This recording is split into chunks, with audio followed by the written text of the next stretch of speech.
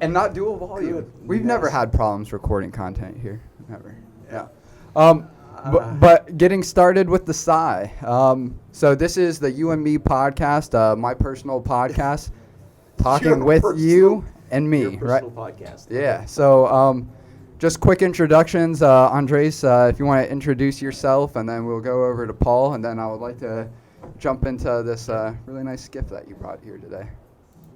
Introduce myself. Like, what kind of information do you usually get from people? What do you want to talk about yourself? Do you want to talk about your role working with IB Robotics? You want to talk about your boy. history as a My makerspace goodness. instructor? That's such a convoluted. Your military background? When were you born, Andres? Such a convoluted thing. The real questions. Yeah, the real questions. So amazingly, yeah, I've been doing electronics for a long time. I'm not going to say how long because then you'll find out that I'm old as dirt. But so 89 to 95. Yeah, right. U.S. Navy, right? So that's where I had my choice of Stevens Tech in Hoboken. I wonder if they're still there. Anyway, it's a long time ago, right? I had a partial scholarship there, or the Navy had an advanced electronics program. And so at that point, what was going through my head, I don't know, but I was thinking I could either go to Stevens Tech, join the, go through electronics there, right, become a double E, or I could join the Navy and get experience on some really high-priced equipment. So that's what I did. And Top Gun. If anybody watched Top Gun, that was... That's a Tom Cruise movie, right? The original. Yeah, I don't know about the second one, but I think also a Tom Cruise movie. Yeah, the original one was awesome. Not because Tom Cruise was in it, but because of what all of that represented to me at the time. And so I watched that movie and I was like, oh man, I want to be a pilot. So weird thing, right? You and mean I it wound wasn't up in the electronics. No, it wasn't the Scientology. Not at that time. But I said, man, that, being a pilot, man, I'm into that. So I went to the recruiting station for the Air Force, and they're like, and they're looking at my glasses, right? And the guy's like, he didn't want to tell me, you got Coke bottles, right? So You're blind as a bat, kid. Yeah, we're not gonna put you in a multi-billion-dollar plane with those eyes. So I left there, and I was like, you know what? The Navy's got airplanes. I can get on an aircraft carrier and be as close to the planes as I want to. So I went over to the Navy recruiting, and long story short, right? So I took the ASVAB, and no, it's still gonna be a long story. I took the ASVAB, and I scored so high that when I went back in there, the recruiter's like, hey, there's the advanced electronics program, but you scored high enough to go nuke. And I was like, nuclear technician, let me see. And then the thing that broke it for me was the guy that was sitting across from me had thicker lenses on than I did. And his eyes looked like, his pupils looked like dots on, like you would see text, and at the end of the text you have the period. That's how big his eyes looked, right? So he said, don't worry. All you have to do is be able to tell what color the wires are. And I was like, nope, I'm going to look at advanced electronics program. You can keep the nuke stuff. So went in there, not knowing how hard it would be to get an aircraft carrier, right? So they have the orders that come out, and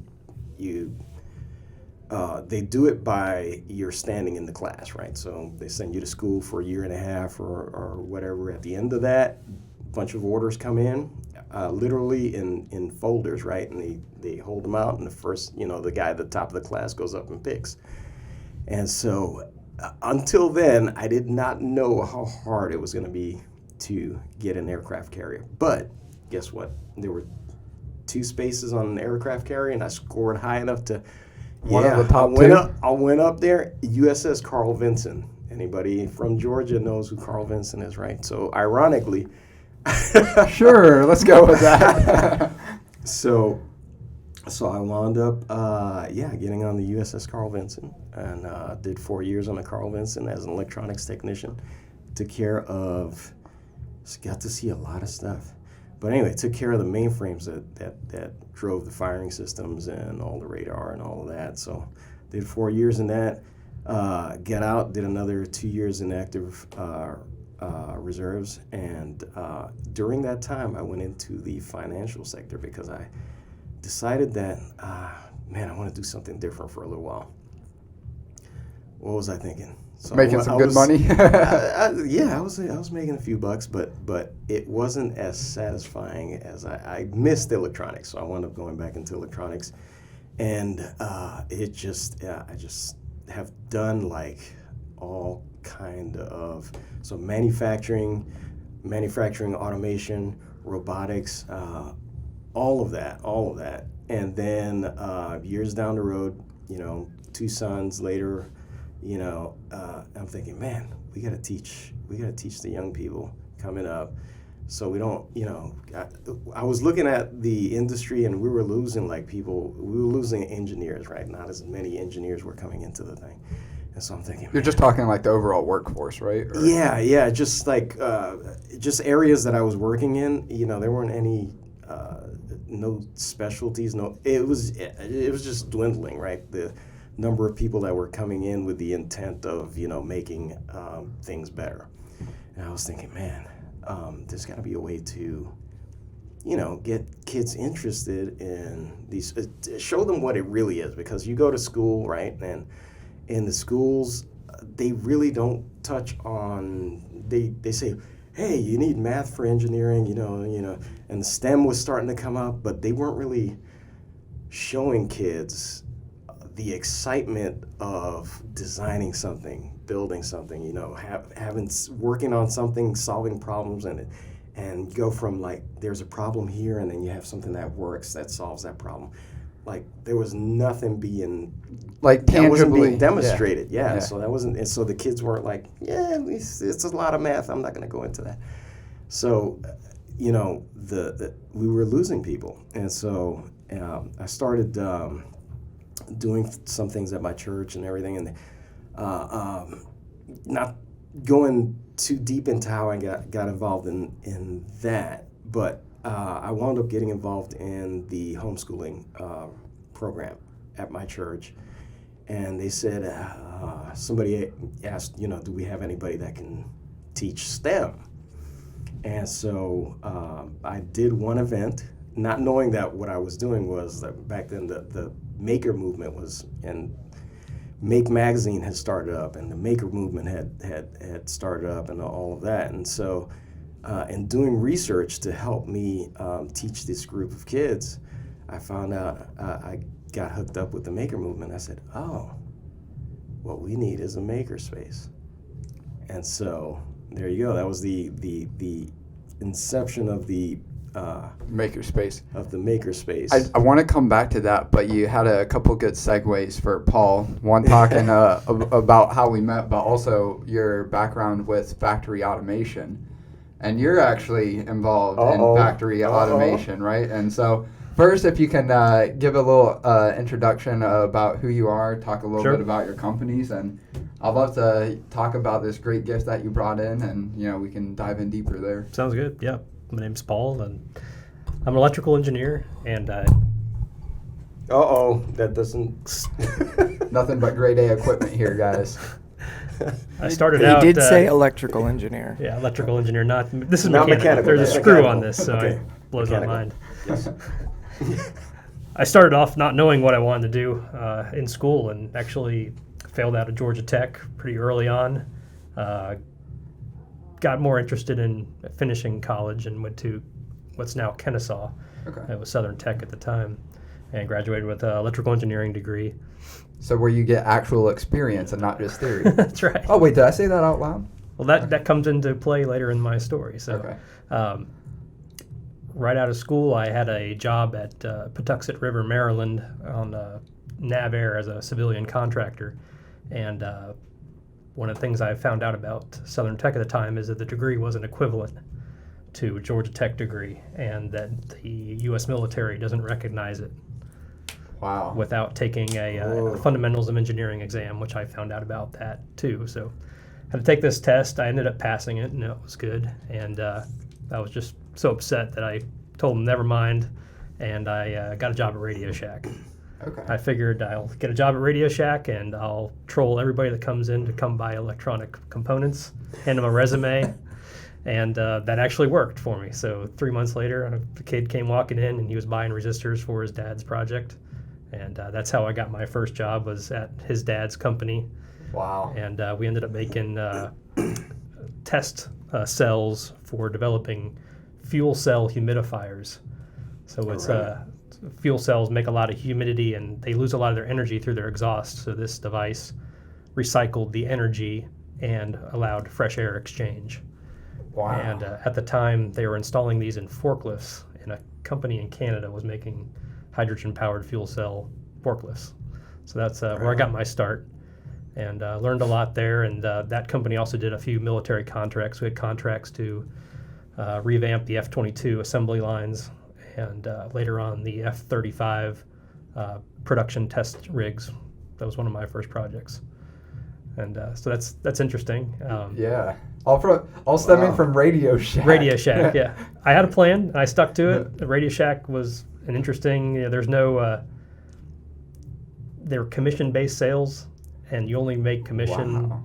Radio Shack's gone now, so. Didn't work out too well. Yeah, for we them. So only made money now- when we Now sold. you can talk about them because Yeah. they're gone. We sold cell phones and DirecTV subscriptions. Well, one of our, I guess, older partners, now more so of an advisor, he was still, Taylor, he was mentioning that they still have a Radio Shack out near them in Fayetteville, Arkansas. But I was about to say, yeah, speaking of aging yourself, just talking about Radio Shack still being around, let alone working there. Right before the end, you walk into a Radio Shack and you couldn't even find components anymore. They were just gone. They got rid of all those little shelves and drawers. And Yeah, it was like batteries, RC toys. And That was sadness the last day I walked in there and realized that the drawers were empty. And they weren't restocking. Yeah, I remember I came in the same time. They're like, oh, the guy came over, like, yeah, we're just about to pull those out next week and throw them in the trash. And the sad part is there really isn't a one replacement anymore. I mean, there's like Fry's Electronics, but good luck finding anything on their shelves. And, Micro Center, I mean, that's about the closest thing, but those are few and far between, nowhere near the footprint that Radio Shack had. And nowadays, just got to go online. And Yeah, I got one of Thanks, my first Amazon. computers at Radio Shack.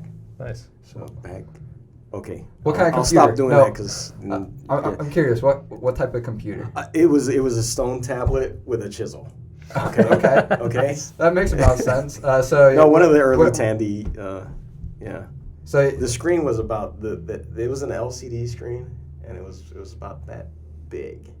So like the whole computer looked like a you don't know about this one. The old typewriters, the briefcase type typewriters. I had It one of those. Yeah. It looked like that, and so you opened that part up, and it was the whole top of it was like this, but then the screen was about that big. Interesting. And so it was. My dad had my dad worked for IBM, so they would give him employee discounts. We had one of the first portables with a monochrome screen and the keyboard folded out. Had no hard drive, very little RAM. And I remember as a kid when I was probably 8 or 9, taking the dip chips and plugging them into the sockets. And just tubes and tubes of these chips, and you had to pull them out, not touching any of the pins, and plug them in. You guys are not gonna like. You gotta make sure they're all the way in. And then you boot it up and it would have a problem, and you have to take them and figure out which pin didn't seat correctly. Man, Yeah. I had no idea I was gonna feel this old when I came up to this podcast. Let me make you feel even better. Eons and eons ago, when I was like 8 or 9, well, actually earlier than that, my first computer that I remember using, or my first two that I remember using, was the Mac Cube, if you guys remember that. Now a lot of people make like aquariums out of them, little fish tanks. And then the Power Mac G4. So I vaguely remember. It was like their big their Mac Pros were in like a aluminum shell, kind of like they are now, and this was the precursor to that. Still had the CRT screen, or was it a flat screen? Yeah. So we had a CRT, and then we had like one of their first flat screens. I love that monitor. Like, and it had like a couple little speakers that went along with it, and like the whole aesthetic looked phenomenal. Like, say what you want about Apple's products, but they've always looked good. Yeah, they look good. So. It just boggles my mind when I hear stuff like that, like basically typewriter like computers to where we're at now with now developing our own flying computer. When you're typing, it's like. Yeah, my first computer I was talking about, no hard drive, so every time you turn it on, you'd have to load the operating system first. Oh man, yeah. See, I never, the oldest thing like that I recall like actively using. 5 1/4. I used floppy disk. And that was about it, and like. Use 5 1/4s or the 3 1/2s? 3 1/2s. Okay. Yeah. They used to actually be, you could fold them. I have never seen those. Yeah. Really? Yeah. Yeah. Floppy disk. That's why they call it floppy. I actually just like a little while ago now, but in the grand scheme of things, like 6 years ago, I actually had to build a computer for someone that still needed a floppy drive, and like that was tougher than you might think. Trying to find like. I couldn't find an internal floppy drive reader, at least new anymore, so I had to just buy an external one, and that'll do. But yeah. Gone are the days. CD-ROM drives, right? Yeah, I mean, heck, dating myself now, like, I remember. Oh yeah, because you're. Yeah, so old, right? Yeah. Ask Jeeves used to be like the go-to search engine. Like that's how you used to. Well, I remember that, and like I was like that's. I think I was really at the perfect. I think a lot of people think that, but I think I was really at the perfect time where I was kind of like at the very early stages of like the consumer internet, where it wasn't really quite mainstream like the way it is now. So I got right after acoustic modems, right? Sure, I'll pretend like I know who they are. Yeah, it's a musical group. Yes. Musical, no. But I played that sound for my son yesterday. He's 10. He's like, what is that sound? Yeah. Just like static acoustic. Dial-up. No. Dial-up modem. Okay. Yeah. Okay. That was the handshaking when you did the dial-up stuff. It's like the fax machine, right? If you pick up the phone while the fax machine's going. Not that you know what the fax machine. No, now that you say it, yeah. Going up to my grandfather's house, like, up until like the last few years of his life, where like my mom was going up to take care of him, he didn't have internet, he had a home computer that was never used. His source of information was the newspaper and like the news channel every now and again. But for the longest time going up there, I was like, God darn it, got to use dial-up internet on this one like crappy PC he had back in the day, and pay by the minute. Yeah. Internet usage. Well, yeah, I got some talkings too when I was up there, especially like because you couldn't use that and make phone calls, and yeah. A lot of people got a second line just so that they could, back in the day, just so that they can have the modem dedicated line and you could still make phone calls. He was certainly not that demographic. But yeah, it's just like it's surreal to me to see like, especially like I went to my old elementary school, even like 8 years ago now, 9 years ago, something like that, and seeing all these kids like have classroom iPads, classroom iPods, and I remember like the most advanced handheld device that we had, like. We had Palm Pilots. I used Palm Pilots like growing up. Oh yeah. But it was a Game Boy Color, with like barely any sort of color on the screen, and it's like just in like my short life, seeing all this evolution has been insane. Pretty much started in middle school. We got our first computer. It was in the library. It was heavily like monitored. It had internet on it. That was the first internet machine, and very early on there weren't like search engines. You just had to know where you wanted to go, and I remember the only one I knew was like Sony.com, And I would go to Sony.com and like see what kind of products they had. Because I had no idea what we would use the internet for. It was like the billboard system, right? Yeah, back then. billboards existed too, but like having your own web page was not a thing. So could you guys talk about that for a bit? Because like I've always heard of like the mentality that the mass portion of the population thought the internet was a fad. And I think I was already at that point where people didn't see the internet as a fad anymore. It was still just like the Wild West, where no one was really figuring out how to monetize, web pages at that point. I think I was like right there at that point. Like with AOL, AIM, Instant Messenger, like that used to be like the go-to chat platform, but I still don't think they really had that monetized. Man, I think monetizing is it's a double-edged sword, right? So it allows people to create content, right? Because now they're getting paid to create content. But at the same time, now they're getting paid to create content, and then with an agenda. The content's driven by them getting paid. And that there's a barrier to entry because you have to like, all right, how am I going to support this? I have to monetize it as opposed to let me just put it up there and you're not sharing information anymore just to share it. You're got an agenda. You got people paying you. They're expecting certain things. A lot of product reviews are now. You're running into that. I just got a tone in my. You're expecting to be positive for the people that are supporting you, and it's going to drive a lot of bias.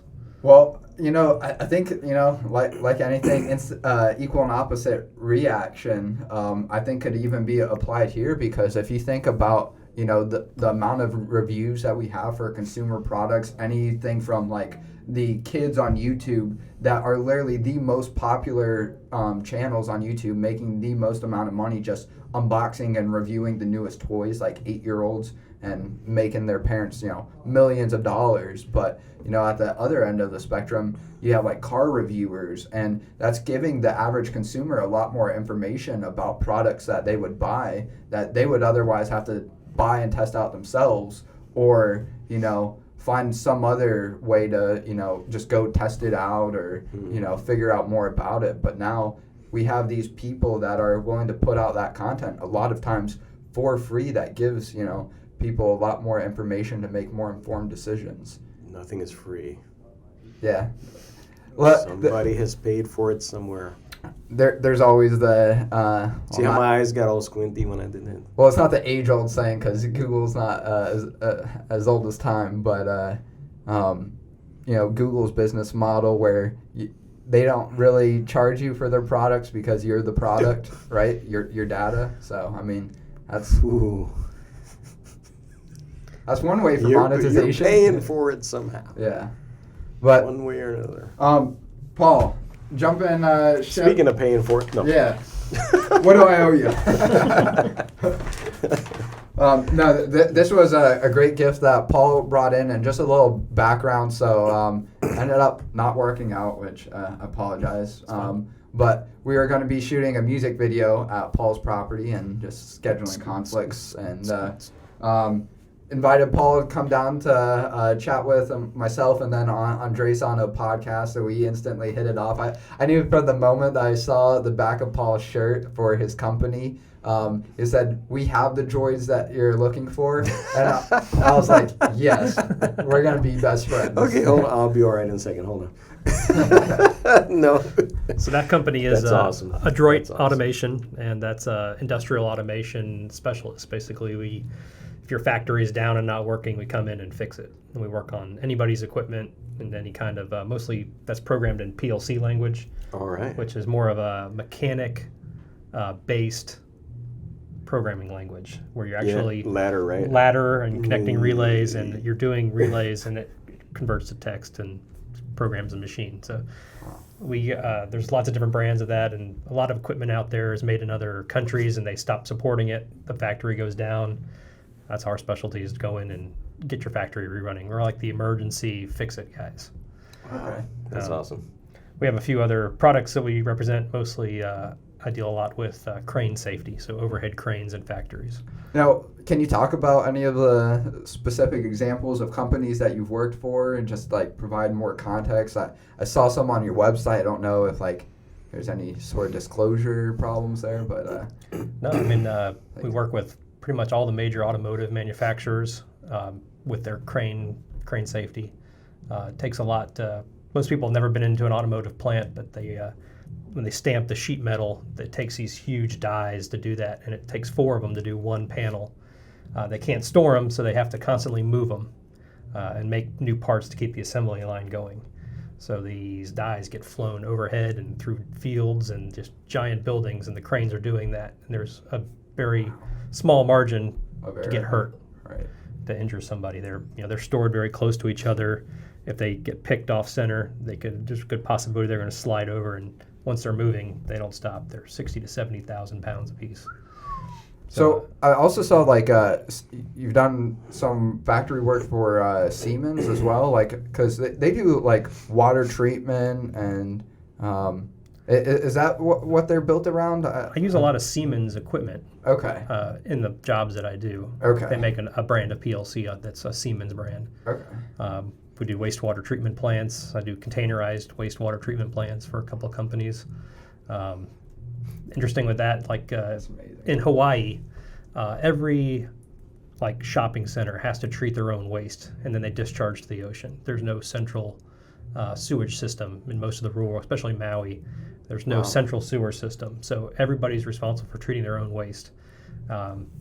Even at like the individual residential level, or is that just like so condos are going to have their own treatment center, subdivisions are going to have their own treatment center, shopping centers, and I've designed a few with the companies that I work with. I do the electronics, of course, but containerized wastewater treatment centers, so you can put them on in a container form. They can go on a container ship, get delivered, get assembled, bolted together, and you have your wastewater treatment center that you can deploy on site pretty quickly. All right. Wow, that's insane. So, talking about the Typeset Co. Sure. How do you want to position that? I know you said you've helped your wife with this, but it sounds like you're doing quite a lot there as well. Yeah, I do all the product development. My wife is a graphic designer, and she does a lot of packaging design for other companies, and we kind of wanted to come up with our own product line, and we really like graphic design and help. Thank you. and typesetting.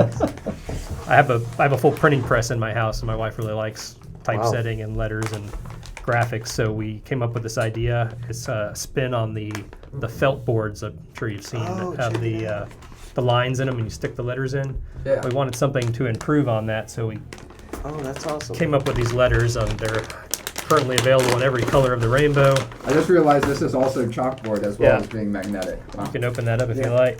Yeah. But this is the sans serif font. Hey Brian, can I get your knife? Open the back. There's a big slit in the back. And then Oops. Never mind.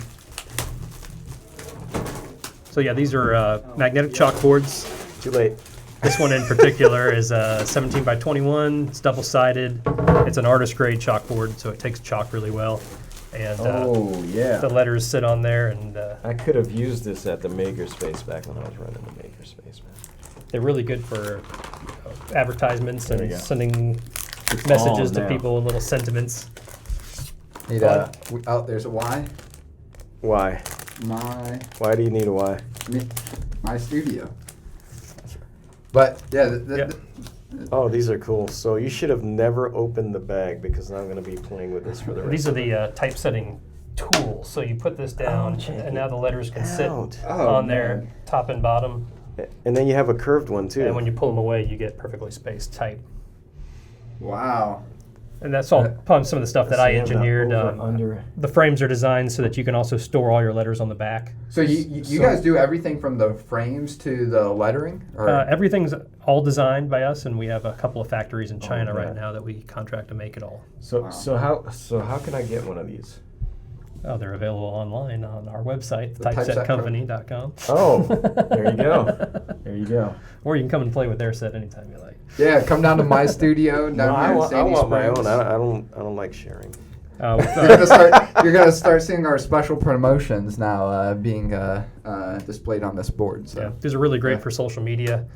We do a lot of stop motion animation with them too. We have basically a flat lay studio in our house, and we do all our own photography and things like that for our advertising. Marketing. Yeah. Yeah. Speaking about that, I just knew you're like a fountain of information when I was talking to you when we were scouting your property, and you mentioned like doing Facebook ads and like driving marketing campaigns and some of the ROI. Like, would you be willing to jump into that? Because I think that's a lot of detail that like myself included and any other person that may be listening as like a business owner trying to build their own brand, like don't realize what it takes to successfully sell and market a product. We've jumped into the Facebook, Google, Pinterest, and Instagram online, advertising, and it's a rabbit hole to go down. We found that it fluctuates a lot. We have a manager that's basically running the ads. We commit a certain amount of money every month to try to get clicks and get converted into sales. Right. You get basically our manager tells us what our return is, and it's important to remember that some of the average returns for like home goods is 2 times, which isn't. If you try to think about it, you're spending $100, you're getting $200 in sales, right. But you still got to pay for the product. You still got to pay your manager to manage these ads, so you're actually at a net loss. Right. Pretty early on when we started doing ads, we found that if we were selling a $20 product, a set of letters is $20 MSRP, we would be spending $10 to get that purchase for $20 right. in advertising. And it's a pretty tight margin to work on. It's hard to swallow that kind of loss. We do sell wholesale though, and we've come to the understanding that wholesale is a good way to get a product out there, especially something like this that people want to touch and see. Right. These are soft foam. I didn't know if you noticed. They're made out of EVA foam. Same thing like a yoga mat's made out of. Now, have you looked into doing like any retail with this product, like at like a Bed Bath & Beyond or anything? We're currently in the Container Store. Okay. We're in Anthropology online. And we're in probably about 400 different retail stores around the world. So those are all small mom and pop type shops. So breaking down like the social media, do you have like any information about like, obviously it's going to differ product to product, maybe month to month for the same product, but do you find that like Facebook is still like ahead of the game for effectiveness? Google search, Pinterest, that's actually a new one for me. Like I've heard about Pinterest, but never like actually for like marketing and advertising a product. It's very hard to track. So you will get the direct links from your ads, but what you can't track is somebody that saw your ad, came back the next day and went directly to your website. Right. So what we've seen when we've started doing our Facebook and Instagram ads is that we're getting a large amount of Google direct. Okay. Somebody's typed in the typeset company. Right. They've actually typed in our name into Google and go to our website. Wow. Okay. And that's been interesting. And it's really hard to track. You don't know where where they're actually coming from. So do you guys like send out like email newsletters and stuff as well? And yeah, we do. We just sent out a really large discount code to our subscribers for our early Black Friday. Okay. That started yesterday.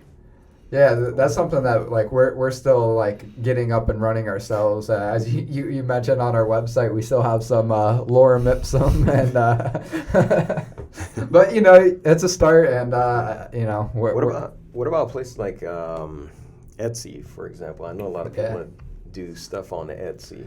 I haven't done anything on Etsy just because we're mostly made in China, and they like to see stuff that's mostly made in the U.S. by makers. Yeah, that's right. Because it's DIY kind of.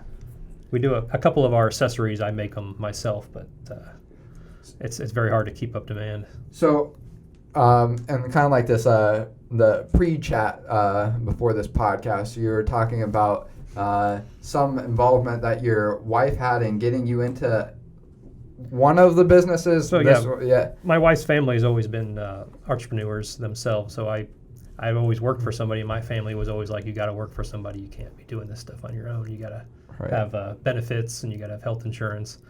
And Gotta take the safe route. my wife has always owned her own businesses. So she started off with a graphic design company and with partners, and some of those have dissolved. And ultimately, her biggest design company is called Brazen Studios. That one's on a hiatus right now, and she's gone full time into supporting this. And supporting this is an incredible effort, just because all the retailers, they want graphics, they want ad campaigns. Right. I do a lot of the major shipping to the big retailers. That's a unbelievable amount of work just to get a pallet of product out to a major retailer with all their specifications and codes, and they make you order barcodes. These are big Yeah. boxes. Yeah. Yeah. Some. Yeah. So you got to put their barcode on every piece of bag that you're selling, yeah. and then every inner box has to have their barcode, and then outer boxes, and then the pallet. And if you get any of it wrong, they charge you. Wow. So that's been a real big learning. Shipping a pallet, LTL truckloads. That's a huge rabbit hole to go down to as well. So was this like so it sounds like there's some kind of merging of worlds with your wife coming from a graphic design background, you coming from the automation background.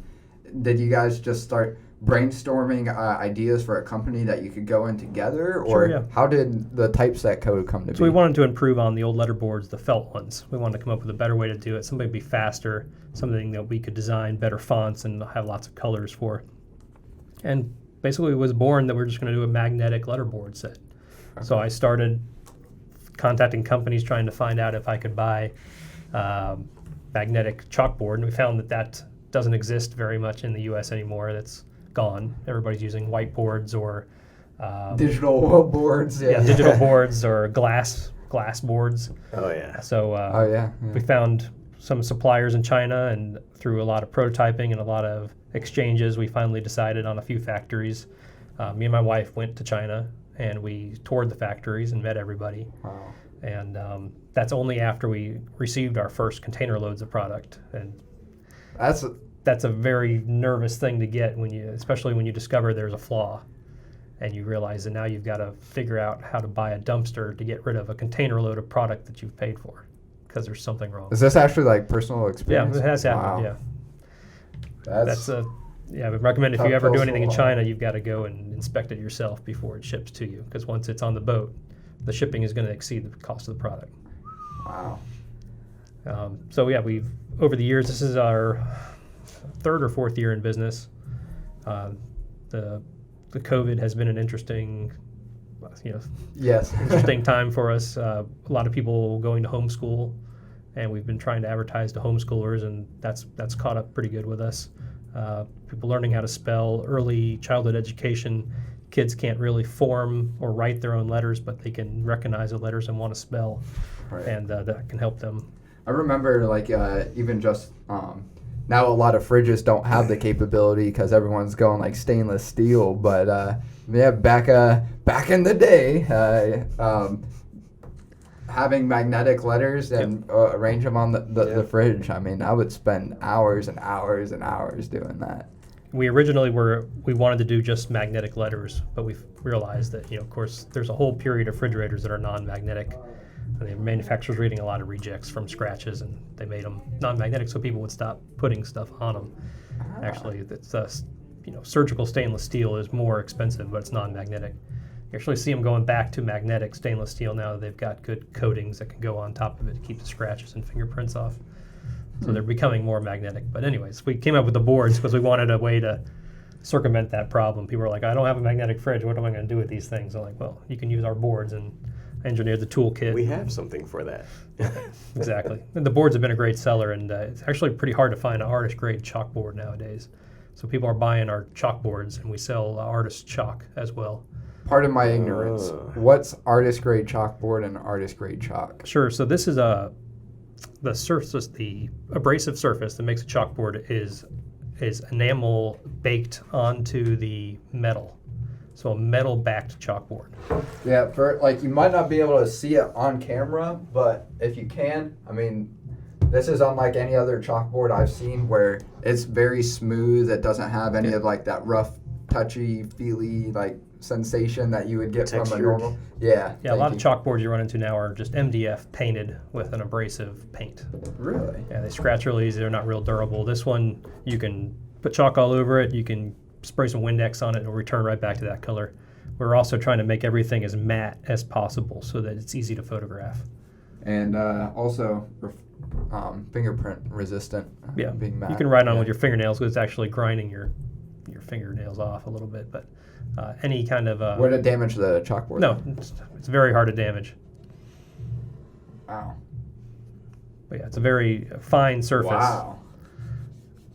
And a lot of people that have not had a good chalkboard before are like, wow, this is awesome. And we sell not Chinese, but a Japanese-made chalk that's made out of oyster shells. They have an abundance of oyster shells in Japan, and they grind it up and make chalk.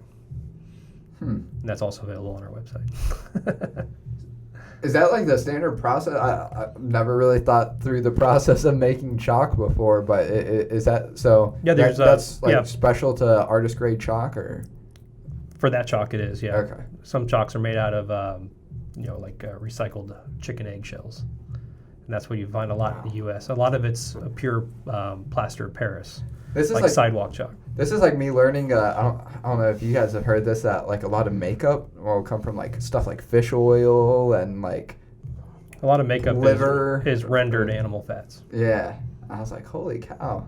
Never thought about how that stuff was made before, but yeah. Before it was made, they used to dig it up, right? The makeups? The Oh, chalk. yeah, chalk. Yeah, it was calcium carbonate. Really? And Yeah, that's a natural chalk. You dig up a chunk of.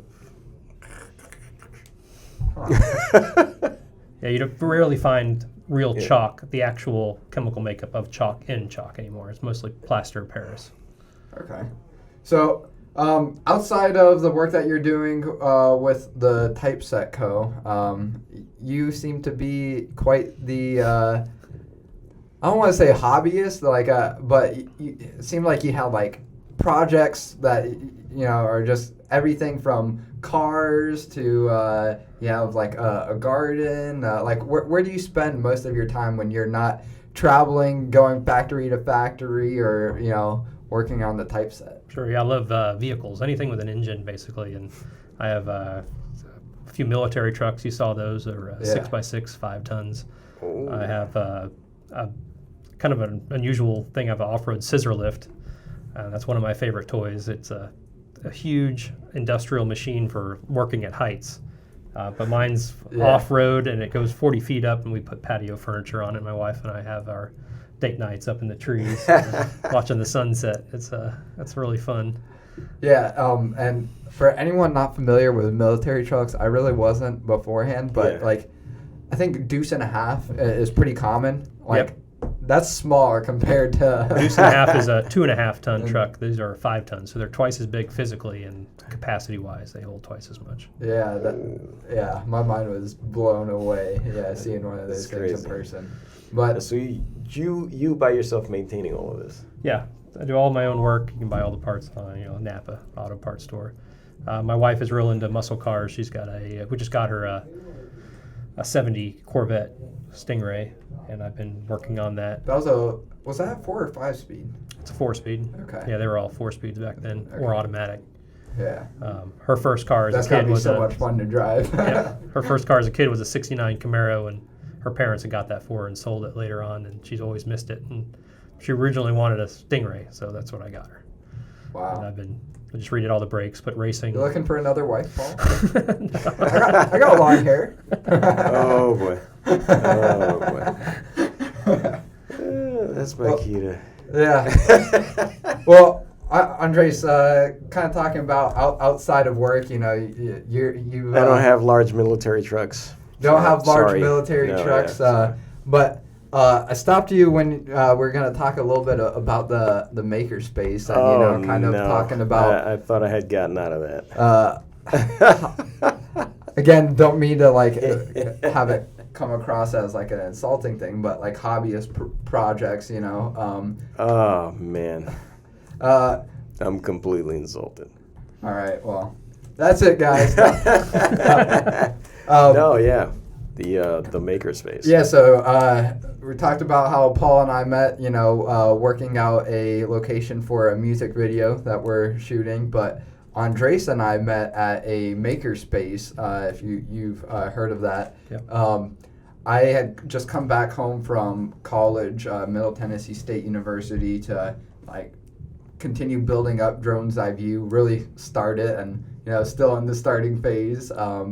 But I was just starting to do some more research into 3D printing. That wasn't something that my course at MTSU for unmanned aircraft systems had branched into yet. But there's talks about starting to print 3D drone parts with 3D printers, and so I was on Reddit, going on the 3D printing subreddit, and just reading through comments, people talking about prints they've made, printers they recommend, and I forget the thread exactly, but I started reading some comments, and the one guy, probably a guy on Reddit, let's be real, but a guy was talking to another guy about getting started in 3D printing and suggested that he should go check and see if there's any makerspaces near him.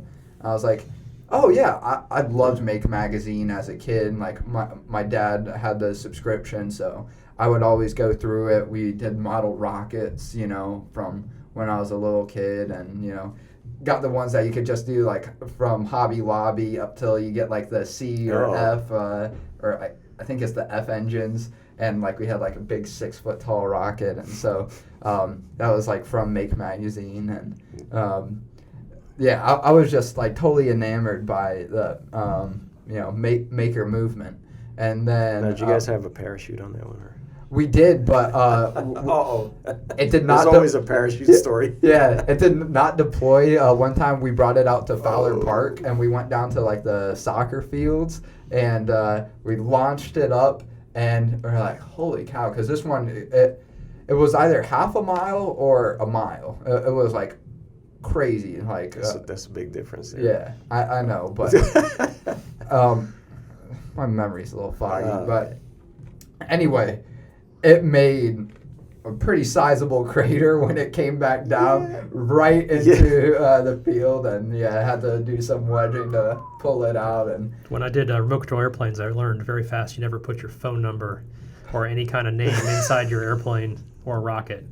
In case it hits somebody or lands on somebody's car, you just walk away. So with drones, wow. Ever since I've been into drones, which was pretty much the start of consumers being able to buy drones off the shelf, they've had a registration system where you go to the FAA's website. At the time it was free. I think now it's $5, and you put a registration number. And there's certain restrictions where you have to put it on your drone, but my professor, not going to name names, but he told me and all of our class that put it on the battery, and then if something happens, the battery blows up. I'm not going to track that number back to you. And that was, again, the professor of our class telling us that, but I'm familiar with those practices. Yeah. Goodness. We for iView Media, the drones that we're using on site for our customers, don't worry about it. We do put our registration numbers very clearly visible on the outside, but prior to actually doing customer work, I took his recommendation doing that. Man. Luckily, didn't ever have to. It was never a thing. Never tested. Okay. Right. But going back to the makerspace, so I was like, I would love to check and see if there's a makerspace near me.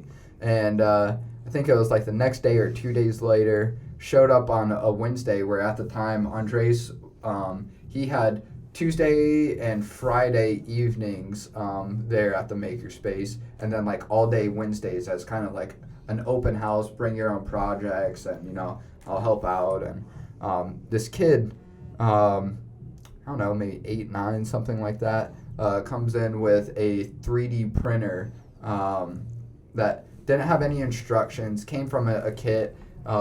3D printers are still, pretty new, but at that time, it was already a few years old, I think. So it was one of the early, consumer 3D printers. Yeah, and laser cut Baltic birch parts. Yeah, Yeah. it was something else, and I was just blown away by the end of like the time that we were there with no instructions or anything. Andres got it up and running for this kid and had a part printed out to verify that it was working. And that was like the moment that clicked in my head. I need to spend as much time around this guy as I possibly can. And yeah, that was the beginning of my headaches. I mean, I was just about to chime in and say, and he regretted it ever since. no, it's been an adventure. Yeah. At that time, like, being a poor college dropout, really, if you could frame it that way. I didn't have like any money, and there was like a membership fee for the makerspace, and I considered myself a leech there. Andres was kind enough to declare me as a mentor after a little while, but Yeah, no, Does that place still exist? Unfortunately not. No. Yeah, so that was I have to retire. Yeah. Nothing against you.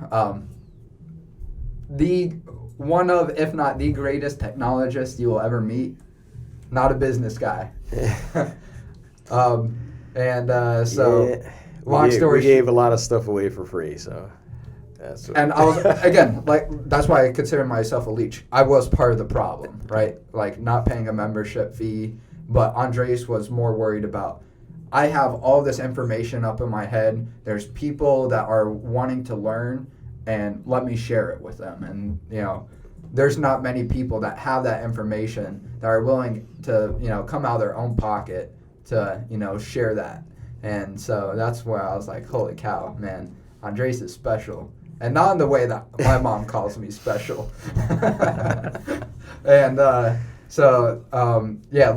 guess kind of long story short, the makerspace ended up coming to a close after we had this sumo robotics tournament, which I'll show. Oh no, you got video of that? Yeah. Oh boy. At least the intro to it. Can I switch cameras to the wide first before you do things? Yeah.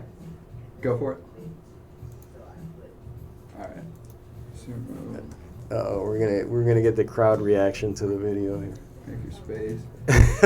And it's great, we can actually watch a video and not have to worry about copyright because it's our own video. All right. I also need to do some setup to get it on screen. Yeah. All right. Do you want me to just? Oh man! Wow. Yeah, if you can handle that, Brian. Wow, that. A throwback, huh? I know. It was that. Yeah, that was an awesome time. And when was that this? Was an awesome time. This was August 4th of 2018. At least this was posted, and I think the event was at the end of August or early September of 2018. Yeah. Those are now called the good old days. Yeah. The good old days. Back in the day. Back in the day. All right. I need a transition. All right. Sorry. All right. I got it, Brian. I'm going to make it there. There we go.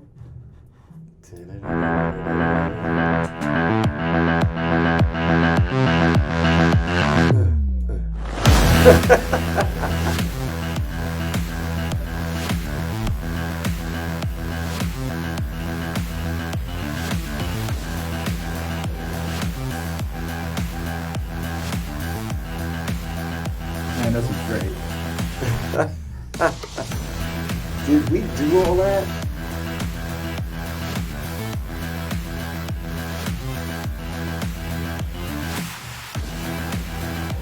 Those sparks are not real. I don't know. They look pretty real to me. Man, who's that guy? Okay, August 18th. So, yeah. Oh man! Wow. Yeah, that was even before we had ID video. Yeah. Stop it before the Jessica Simpson. All right, we don't want copyright. She'll come after us. They will they will All right. take your Brian, controls are podcast yours. down. But so that was the makerspace, and then we had a tournament event at a local comic book store with all the students that came into the makerspace taking their sumo robots and competing. And again, just amazing kindness from Andres' heart. Like, gave away the 3D printer that was there as the grand prize, and you had some other, I think a couple other prizes there. So we actually got one of the companies, one of the suppliers for the sumo robot parts, donated also a standing robot. So one of those balancing two-wheel robots. That's right. Kits. So we had one of those, and then we had a soldering kit. I think was the third prize. And then from Aaron and his son Connor, Brian and I got our biggest green screen out of it. So, Yeah. So we got a prize and we didn't even compete. Yeah, you didn't even compete. Yeah. They're the But you took Participation the trophy. video. Yeah. But you took the video though, so Yeah. you have to get compensated somehow. But so that was like the final like event closing down the makerspace, and then at that comic book store, the owner of that comic book store was also just kind of enamored, I guess maybe not the best word, but by what you were doing, and like, oh, we have extra tables, like, why not just continue like your club here? And so yeah, he was like, well, don't shut the whole thing down. I was like, do you know how much it takes to run this thing? He said, well, you can come in and use our tables for free. I said, all right, well, okay. We'll do the robotics club. We'll keep the robotics part going. And so we did the robotics club for a while. yeah, this was the Coming Robotics Club. Yeah, this was, and we did that until... It was you and I. Yeah, it was the two of us. But what really did it was that car accident. Yeah. Well, there was really a myriad of factors. So Yeah, Andres had a bad car accident. It's also harder to keep attendance when we were going from 3 days a week, 2 days of classes at the Makerspace a week, to meeting once every 2 weeks. And then we got to like the last meeting, and it was just Andres and I there, and he had already seen like the video work that we were doing for, and he knew that I wanted to get involved in building my own like drone and robotic products, and I definitely don't have that expertise to be able to like take all these ideas and build them out. And so I was like, hey Andres, you want to help me start my robotics company? And that's an awesome story. yeah, he said yeah. There we go. That was a Thursday, and then the next day we met at, I don't know if you're familiar with the Cumming area, but off exit 13 of Georgia 400, there's Barnes & Noble, and we met at the Starbucks there in that Barnes & Noble, started working through the requirements for what this drone product needs to do, like be modular and vertically take off and land. Andre started sketching it out there, that next day, and they're at that meeting, but next day. Yeah. How long ago was that? So that was back in March of 2019. Okay. And then from March of 2019 to July of 2019, we were developing the first modular drone. July 4th, we went to go do our first test flight. That was uneventful. It went just as planned. It was eventful. Every part of it. Yeah. And I'll show you a video after this. And we had a 3D printed part fail on us, and so we didn't get off the ground. Luckily, no one was hurt, which, with the size of that first drone that we were developing, probably could have hurt someone. It was it would have gotten off the ground. It was not a small before. drone, yes. Yeah.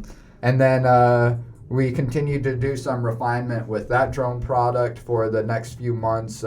Did some more test flights, so like the next iteration. So that was like version 1. And then we had some problems with the flight controller that we were using, and then decided to go to a flight controller that was actually meant for these types of heavy lift utility drones. And then by November, August, we had our first successful test flight. So July 4th, and then August 17th was our first successful test flight. And I use the air quotes because it was stable and then crashed right back down. Oscillation thing. And so, but I'll show you that video as well. But if you're interested, you hear me in the background. Yes, we got flight. Yeah, and, everybody likes to watch a train wreck, right? Yeah. Loop tuning is something I do a lot. You get oscillations, you get unstable oscillations, and very familiar with and you're like, runaway oscillations. Yeah. Well, I didn't mean it to do that. And after that, we basically took a step back and took this whole modular drone concept, stripped out all of the components to make the drone fly, stuck that on essentially a wooden skateboard, referred to that as the skateboard, and we were able to achieve flight. And then we were like, okay, now that we ensured all the components are working just to achieve flight, let's start adding back on the modules. And we weren't getting the performance that we wanted, and we also started getting interest for a smaller size drone that's easier to carry around, compact, still has the features to add on different modules and customize the drone as the mission requires. And that's what led us to start developing the drone in the chair, which I don't think is visible and probably don't want it to be visible just yet. Not at this time. Yeah. Yeah, if you want to see a teaser, go to iviewrobotics.com and you can see a teaser that's a bit too zoomed in. But you can see the silhouette. Yeah, you can see the silhouette. So that's where we basically took from March of 2019 to January of 2020, where we had the first autonomous waypoint. Actually, no, that was November. The first autonomous waypoint mission that we did, and then February we wrapped things up with that model and started February of this year starting to develop that drone and started doing the test flying, and now we have again other drone product. When you think about it, it's gone pretty quickly with the resources that we have available. You do have that engineering team that you keep referring to. Well, that whole and keep in mind engineering team that we have. All of this was before we even had a single person on, I don't want to discredit you because Andres was working full time at the employer that was actually paying him, because that's helpful. It's good to be able to pay the mortgage and the car note, right? Yeah. And so all through that time, up until literally 7 weeks ago now, I think we're at seven weeks, so. Maybe 6 weeks. Yeah, I'm bad with time. So. He was working full-time job and then essentially working another full-time job. At night. Yeah, at night. And we were able to, kind of ease that load. And Andres and then Brian, the producer of this podcast, put in their 2 weeks at the same time. And it's random been voice in my head. Yeah. It's been I have that effect on people. Disembodied voice. Yeah. It's God. But yeah, I know how it is to work a couple of jobs and work your passion project is kind of on your own time, but you still gotta get that paycheck to pay the mortgage that you've become accustomed and to living in the house and driving a car. You gotta. And unfortunately, then you're married and have kids and other responsibilities. Right. And unfortunately, my parents don't have any other room for free renters. Not that you would want that, but well, I think that was a great conversation that we had. Unless you guys want to add anything else, Paul, do you want to tell people where to find you, your work? Sure. Yeah. If you're interested in the Typeset Company, the typesetcompany.com is our website. Lots of really interesting things on there. There's lots of quotes to go if you want to get a quote board and put quotes on, but don't have any quotes to put on there. We have lots of them. We're on Instagram. So you have the letters, numbers, the thing to put it on, and also what to put on there. All the inspiration you'll ever need. One stop right there. And not that we'll have any big companies that might need factory automation help, but you want to give that a plug as well? Sure. Yeah, that's Adroit Automation. That's ADROIT automation.com. Get I'm the only one on there right now, so you'll find me. Okay. And we'll help you with any kind of industrial automation problems or improvements that you may want. Andres, do you want to promote iView Robotics a bit, or anything else that's going on? Oh no, I think you've done that enough. You've done that enough. Shameless plugs. Yeah. iViewRobotics.com, right? Yeah. We've got a silhouette on there that you can take a look at. Or if you want to, It's hot. If you want to reach out and see what we're doing a bit more in depth, reach out to probably me directly. And if you need to have more of a technical conversation, can maybe put you in touch with Andres. Yes, if you need something to put you to sleep at night, contact me. Or if you want to help us build out our module market, reach out for that as well. But any ideas that you may want to try to fly on a drone?